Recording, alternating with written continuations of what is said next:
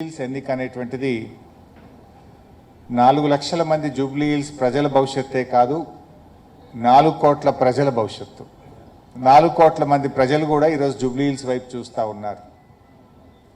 ఈ అరాచక ప్రభుత్వానికి, గ్యారంటీలు ఎగ్గొట్టిన ఈ ప్రభుత్వానికి జూబ్లీ హిల్స్ ప్రజలు బుద్ధి చెప్పాలని, వీళ్ళు చెప్పేటువంటి తీర్పుతో రాష్ట్ర భవిష్యత్తు మరికి ఒక కొత్త దిశ ఏర్పడుతుందని చెప్పి ప్రజలందరూ కూడా జూబ్లీ హిల్స్ వైపు చూస్తూ ఉన్నారు.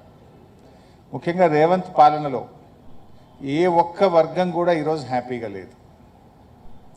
అది కార్మికులైనా, పారిశ్రామికవేత్తలైనా, అది ఆటో డ్రైవర్లైనా, ట్యాక్సీ డ్రైవర్లైనా, చిరు వ్యాపారులైనా, అన్ని వర్గాలు కూడా ఈరోజు రేవంత్ పాలనలో ఇబ్బంది పడుతున్నటువంటి పరిస్థితి మనం చూస్తూ ఉన్నాం. ఈ రాష్ట్రంలో ఎవరైనా హ్యాపీగా ఉన్నారంటే 4 బ్రదర్స్ మాత్రమే హ్యాపీగా ఉన్నారు.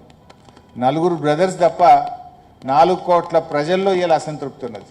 ఒక అరాచక ప్రభుత్వం రాజ్యం వెళ్తున్నటువంటి పరిస్థితి. ఈ అరాచకత్వానికి బుద్ధి చెప్పాల్సిన అవసరం ఉంది. 2 ఏళ్ల రేవంత్ పాలనలో జరిగిన అరాచకాలకు జూబ్లీ హిల్స్ ప్రజలు తీర్పు ఇవ్వబోతా ఉన్నారు.